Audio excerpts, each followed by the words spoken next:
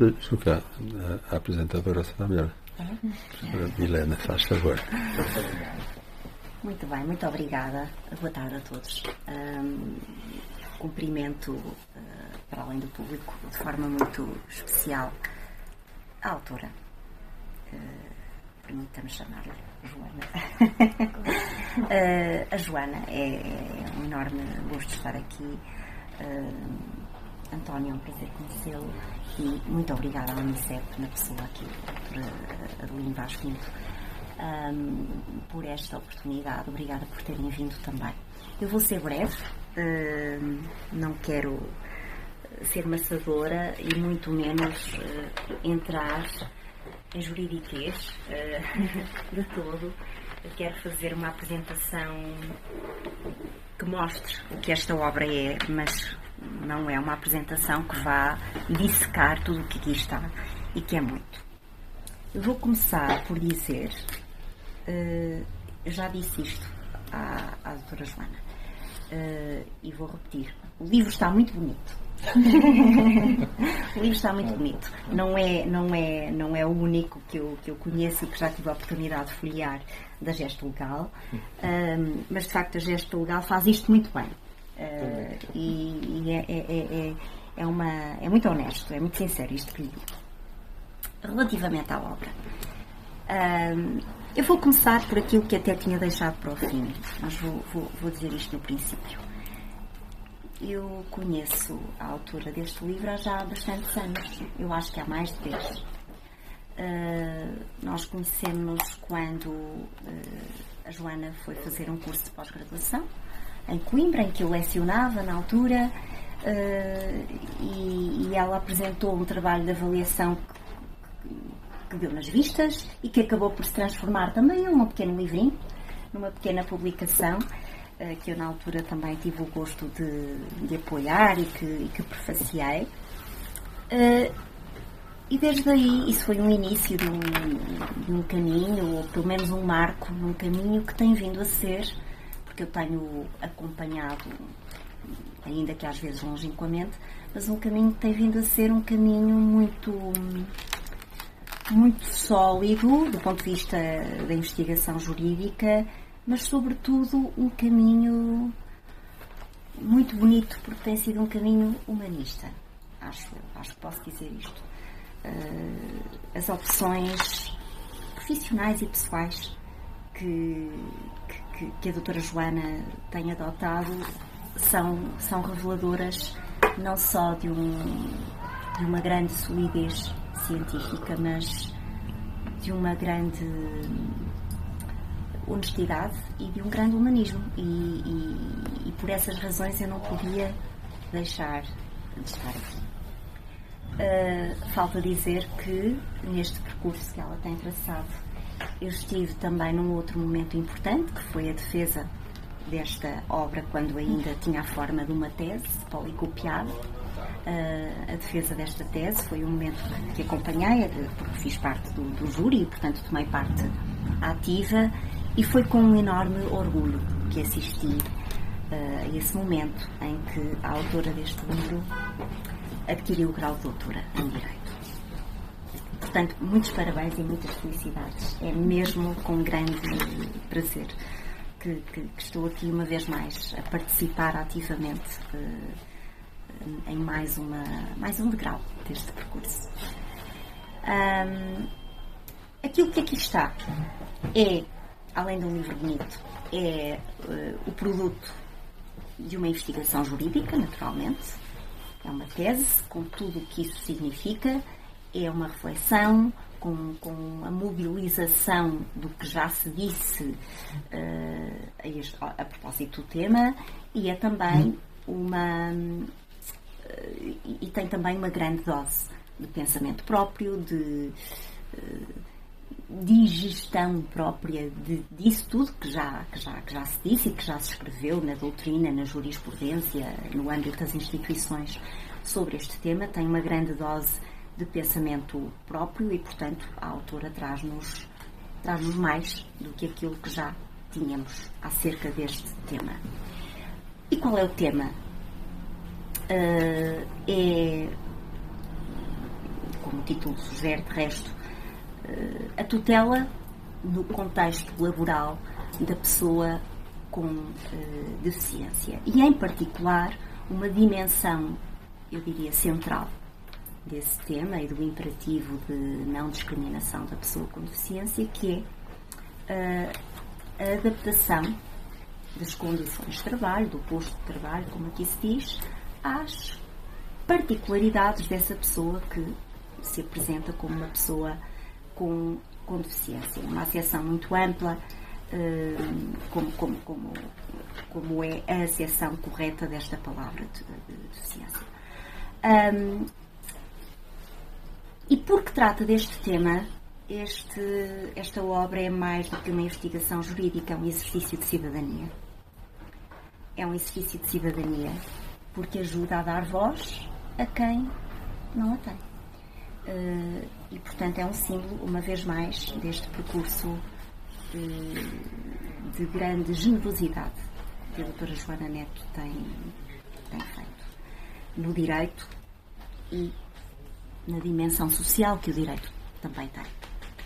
E depois, de um ponto de vista mais prático ou mais pragmático, aquilo que aqui está é um instrumento de trabalho crucial. E não é um instrumento de trabalho só para os investigadores, para os teóricos destas coisas,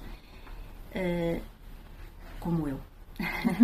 É um instrumento de trabalho para quem está no terreno a aplicar o direito e a realizar os direitos das pessoas com deficiência no trabalho. Sendo que realizá-los no universo do trabalho é mais do que isso, porque é permitir às pessoas com deficiência não só ter um emprego e mantê-lo, mas aceder a condições de vida dignas, o que por seu turno determina o seu círculo de convivialidade, o que lhes traz realização e também por essa via dignidade. É tudo isso que está aqui em causa. Aliás, está mais do que demonstrado estatisticamente que as pessoas com deficiência são aquelas com maior vulnerabilidade do ponto de vista da pobreza. Portanto, as desgraças andam frequentemente associadas de mãos dadas e, por isso, garantir ou ajudar a garantir a estas pessoas uma inserção justa em ambiente laboral é muito mais do que apenas isso. Mas dizia eu que o que esta obra nos traz é verdadeiramente uma antecâmara para o trabalho prático de defesa destes direitos, porque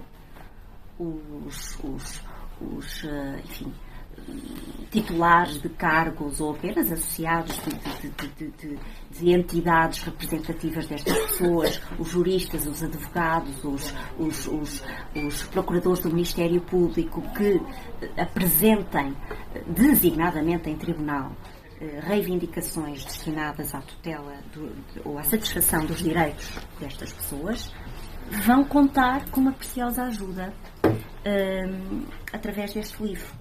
Porque este livro traz para Portugal contributos que já foram alcançados fora de Portugal, fora das fronteiras nacionais. É um livro com uma componente fortíssima daquilo que nós chamamos de direito comparado, ou seja, é um livro que vai buscar muitos subsídios ao ordenamento espanhol, francês, italiano, muitos mesmo, onde esta matéria, do ponto de vista jurídico, já conheceu um desenvolvimento maior do que entre nós.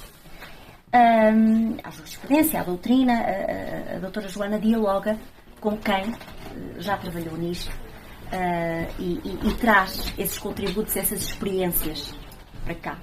E de uma forma muito profícua, porque ela traz contributos que são efetivamente transponíveis para a nossa ordem jurídica. O que é isso de proceder à adaptação razoável do posto de trabalho? Em Portugal quase ninguém sabe. Eu, inclusivamente, já vi. Vamos lá ver. Há muitas áreas, inúmeras áreas, em que existe uma grande distância entre a lei prescrita, a lei, o direito normativizado e o direito que depois se concretiza na prática. Isso existe em inúmeras áreas. Mas neste domínio da tutela laboral, da pessoa com deficiência, o problema é ainda mais profundo. Porque não só o direito carece de concretização prática, como o direito é muito, como dizer, muito lacunoso, tem muito déficit de concretização. As normas são, às vezes, pouco mais do que meros enunciados programáticos, enunciados de intenções, não é verdade? Muito lacunosas, muito vagas, com uma concretização muito, muito difícil. E outro problema é que são normas, poucas de resto, e desconhecidas até quando falamos em juristas. Eu já vi acórdãos, decisões de tribunais coletivos, a dizer que não existe qualquer dever de adaptação razoável do posto de trabalho. E existe, está na lei. Uma lei que se chama Código de Trabalho. Não é uma leizinha qualquer. Não é? Não é. É uma norma do Código de Trabalho. Está lá. Está no direito internacional, está no direito europeu, mas também está na lei nacional. Não é preciso... E a própria Constituição. Naturalmente, mas de uma forma mais, enfim, vincada, mais explícita, está no Código de Trabalho. E trata-se de uma norma que depois se conjuga naturalmente com outras, mas há uma norma central, o artigo 86, não é? Que é central e que é desconhecida por muitos, não estou a dizer desconhecida dos cidadãos, desconhecida dos juristas. Portanto, é dramática a situação de não aplicação, de não concretização de um princípio que, de resto, muitos até desconhecem. Mas se desconhece a própria norma, muito menos se conhecerá como aplicá-la, como efetivá-la. O que é isso? Proceder à adaptação razoável do posto de trabalho. E é isso que a Joana nos dá a saber. Ela denuncia as tais lacunas normativas que eu já referi, quais são as dificuldades de leitura da lei, onde é que o legislador podia e devia ter ido mais longe, que problemas advêm desse caráter tão vago e tão incipiente das normas a este respeito, mas também diz, sugerindo, às vezes com dúvidas, como é natural, como é que essas dificuldades se podem ultrapassar.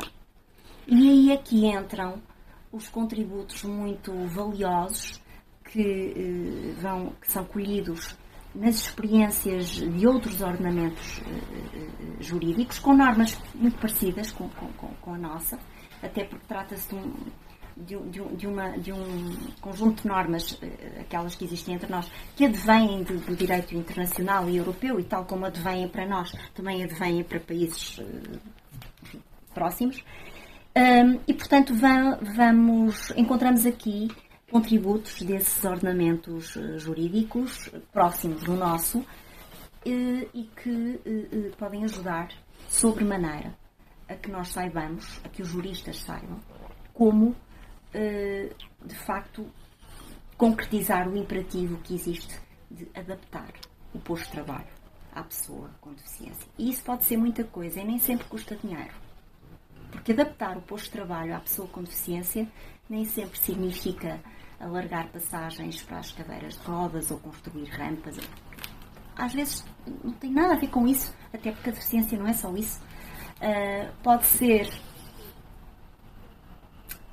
proporcionar à pessoa que presta a sua atividade em teletrabalho, o que pode ser valiosíssimo para uma pessoa com dificuldades de locomoção, mas pode ser também, suponhamos uma empresa com mais do que um estabelecimento, localizar o posto de trabalho daquela pessoa mais próximo da sua residência, em vez de estar num estabelecimento tão distante, o que facilita, uma vez mais, a locomoção. Pode ser quando se trata de alguém com déficit de atenção, por exemplo, ou, enfim, condições nesse espectro, proporcionar um ambiente de trabalho mais limpo, menos propício à distração, à fuga da mente. Pode ser a fixação de objetivos concretos, definidos, diários. Para isto é hoje,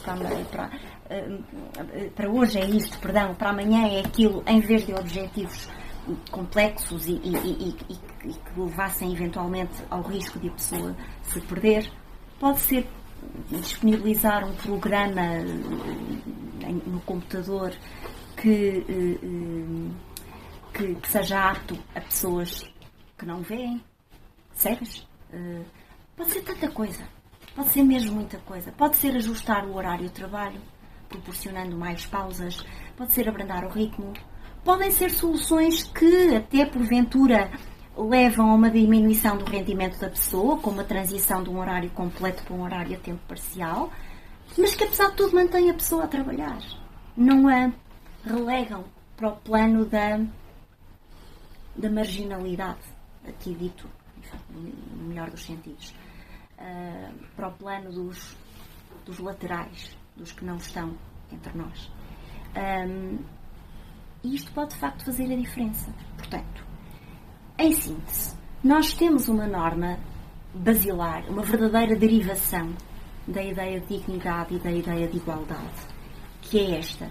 Ela diz que às entidades empregadoras cabe adaptar os locais de trabalho, as condições de trabalho, em função das particularidades da pessoa portadora de deficiência. E esta obra, basicamente, em síntese, diz-nos o que é que isso significa na prática. E, portanto, acho que não preciso dizer muito mais para mostrar o valor também prático que esta obra tem. E depois tem muito valor teórico para a ciência. Há teses de doutoramento que são brilhantes exercícios de até algum delírio científico. Às vezes são brilhantes desse ponto de vista. A pessoa embranha-se naquele, não é? Naquele delírio, e são brilhantes desse ponto de vista. Esta também tem isso, mas não tem só isso. Não tem só isso. Vai muito para além do delírio. Aliás, na defesa da tese, na defesa em contexto de provas de doutoramento desta obra, todos comentámos no júri, na ausência da doutoranda, todos comentámos no júri que esta obra espelha a enorme paixão que a Joana tem. E é uma paixão que lhe vem da sensibilidade, de sentir estes problemas como eles são. E, portanto, não surpreende que ela tenha escrito umas linhas, umas páginas, umas abundantes páginas que, de facto, podem fazer a diferença e que têm impacto prático. De resto, é um tema muito pouco tratado entre nós, muito desconhecido entre nós, e também por isso enfim, esta obra é uma riqueza grande. E eu desejo que a obra faça o seu caminho e que cumpra a sua função, porque tem mesmo condições para cumprir uma função social muito, muito importante. Por tudo isto, por ter muito apreço pela autora, mas também muito apreço por este livro, é uma alegria estar aqui e, portanto, termino como acabo, agradecendo a oportunidade, a presença e felicitando a doutora Joana por este magnífico contributo que traz à ciência jurídica, mas também ao tecido social. É tudo. Muito obrigada.